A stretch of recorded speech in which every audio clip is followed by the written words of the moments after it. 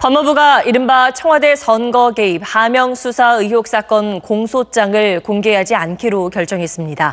법무부는 참여정부 시절인 지난 2005년부터 국회 요청이 있으면 국민의 알 권리 보장 차원에서 개인정보를 삭제한 뒤 공소장을 제출해왔고 이를 거부한 건 이번이 처음입니다.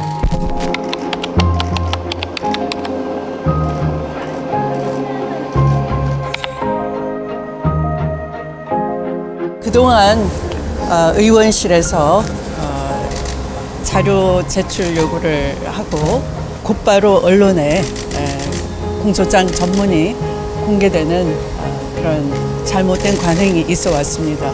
기본권이 침해되는 일이 발생했던 것이죠.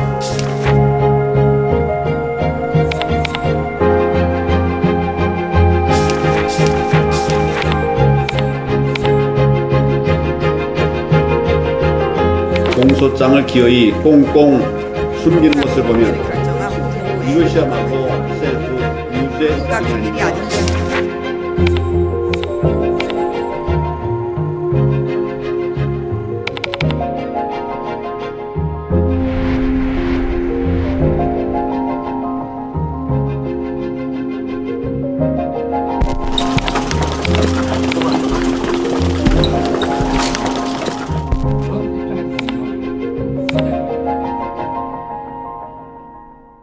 저는 SBS 정치부 여당 출입을 하고 있는 권지윤 기자라고 합니다. 공소장이 뭔지를 좀 설명해 주시면 좋을 것 같아요. 검찰에서 수사를 받는 피의자들이 재판에 넘어가게 되면 이제 형사재판을 받게 되잖아요. 그때 검찰이 제출하는 일종의 서류라고 보면 됩니다. 피고인의 이름, 나이, 주민번호, 그리고 가장 핵심적이죠. 범죄 사실에 대한 요지가 적혀 있죠. 당사자인 피의자, 이제 재판에 넘어가면 피고인은 당연히 받게 되고 방어권을 위해서 받게 되고 재판을 심리하게 되는 이제 재판부, 법원, 판사들은 볼 수 있는 거죠. 지금 논란이 되는 국회 같은 경우에는 지금까지 법에 따라서 이제 제출받아서 그걸 파악을 했던 거죠. 저의 범죄 사실이 적혀 있는 내용을 이 사건과 관련이 없는 사람이 본다는 건 사실상 안 되는 거 아닌가요? 그렇죠. 일반 시민이 누군가의 범죄를 여부를 보고 싶다 이러다면 이제 당연히 볼 수 없겠죠. 지금 문제가 되는 거는 국회라는 어떤 국민의 대의기관, 국민의 대표자가 요청을 했을 때 법무부가 지금 거부하면서 이런 일이 발생하게 된 거죠.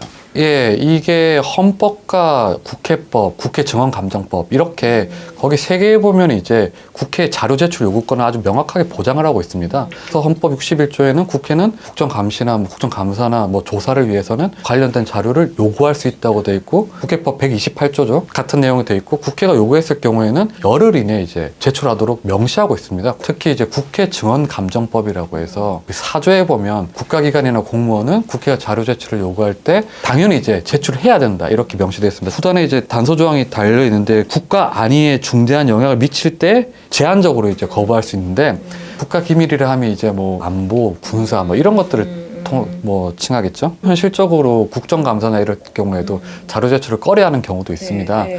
그런 거를 이제 감안해서 아까 말씀드렸던 국회 증언감정법이라는 게 만들어졌던 거예요. 국회가 요청하면 거부하지 말라. 이게 대원칙이고 아주 예외적으로 제한할 수 있도록 되어 있던 거죠.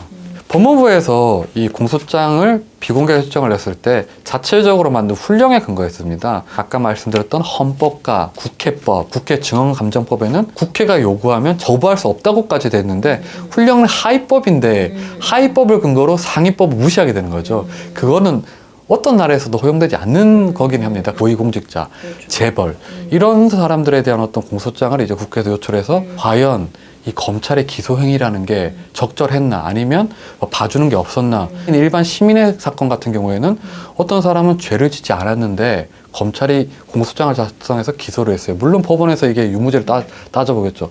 근데 그 과정에서 인권 침해가 없었는지를 공소장을 통해서 국회에서 당연히 조사를 할 수 있죠. 헌법 체계에서 이제 입법, 행정, 사법부가 서로 견제할 수 있도록 우리나라 헌법이 만들어져 있지 않습니까? 그런 기능을 이제 충실하게 국회에서 수행하는 거죠. 검찰이 제대로 수사를 했느냐, 감시하는 역할도 할 수 있겠네요. 법원에 가서 그게 유무죄를 따질 수 있겠지만 법원은 형사재판에 있어서는 공소사실에 포함된 사항만 판단을 하게 됩니다. 당연히 이제 여러 군데에서 감시가 필요하겠죠. 그 감시의 역할이라는 게 언론일 수 있고 당연히 국회일 수 있겠죠. 지금 국회는 그런 행위를 공소장을 통해서 해왔던 거죠. 공소장이 그렇게 국회로부터 공개가 돼서 네. 국민들이 알게 됐던 중요한 범죄 사실이나 이런 게 있었을까요?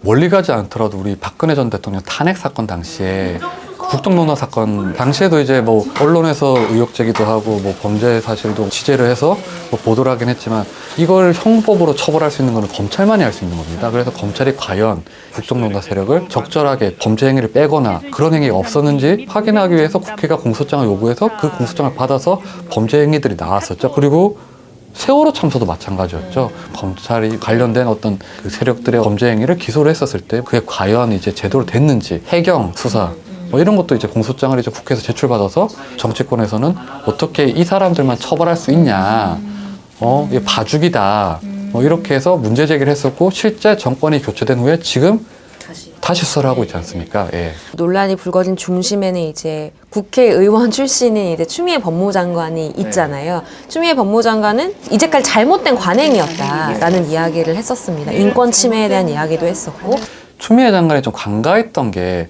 국회의 기능인 것 같습니다. 국회라는 게 이제 국민의 대표자인데 그걸 행정부에서 이제 감시 기능을 막으려고 지금 한 거기 때문에 그건 상당히 부적절해 보일 수 있겠죠. 심지어 국회의원이면서 전직 장관이지 않습니까?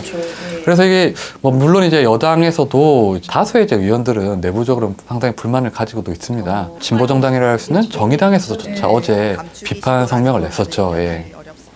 금태섭 의원은 알다시피 되게 검사 출신이고 또 뭐 법조인 출신이고 국회 법사에 활동하고 있는 사람입니다. 공개적으로 이제 비판적인 우려를 표했는데 국회의 기능이라 함이 검찰이나 권력기관에서 인권 침해가 없었는지 또는 이제 고위공직자나 재벌에 대해서 봐주기 수사가 없었는지 이거는 국민의 대표인 국회의원들이 감시와 견제를 해야 되기 때문에 공소장의 공개는 원칙이다 이런 발언을 했었죠. 예. 이게 지금 논란이 되는 건 사실상 시기 때문인 것 같거든요. 네. 공소장 비공개가 정해진 사건이 공교롭게도 네. 청와대와 관련된 사건이기도 하고 근데 왜 하필 청와대 선거개입 때 이랬냐? 당연히 의심을 살만 하죠. 그래서 긁어 부스럼을 만들었다는 얘기를 여당 내에서도 하고 있습니다. 어차피 이 범죄 사실이라 함이 법무부에서는 공소장을 국회에 제출하지 않았지만 한 언론에서 보도를 했었죠. 오늘은 전문 공개가 재판이 시작되게 되면 첫 재판에서는 검찰이 범죄 사실을 낭독하게 되어 있습니다. 그러면 이게 공개되는 거라서 막을 수 없고 막을 필요도 없고 그런 행위인데 왜 이걸 막아서 도리어 이제 오해를 받게 되냐. 예. 저 역시 그게 상당히 이상하긴 하고 의문이 들긴 한데 앞으로 어떤 큰 피해를 입게 되는지도 법무부를 고민을 했었어야 되는데 그게 뭐냐면 앞으로 이제 검찰에서는 뭐 삼성 등 이게 기소를 하게 되겠죠. 그러면 이 삼성 기소 행위가 과연 적절했냐 아니면 범죄 사실에 누락이 없었냐 이거를 국회에서 당연히 감시를 해야 되는데 그럼 국회에 그런 이제 공소장 제공을 안 하게 되겠죠. 국회에서 뭐 고위공직자든 재벌, 권력기관, 권력자들 감시 기능이 상당히 훼손이 될 수 있겠죠. 그런 어떤 우리가 비교를 이익 형량을 했을 때 큰 손실이 있지 않을까. 이걸 한번 고민을 해봐야 되겠죠, 법무부도. 저는 아마 이런 법무부 행위가 오래 가지 않을 거라는 생각이 듭니다. 왜냐하면 법무부 자체에서도 상당히 논란이 있었습니다. 관례라고 표현을 했지만 관례가 아니고요.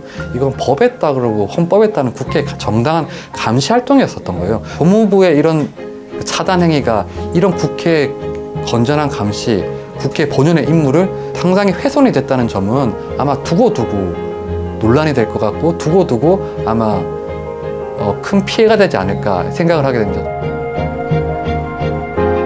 공소장 전문이 공개되는 그런 잘못된 관행이 있어 왔습니다. 근데 이런 잘못된 관행으로 인해서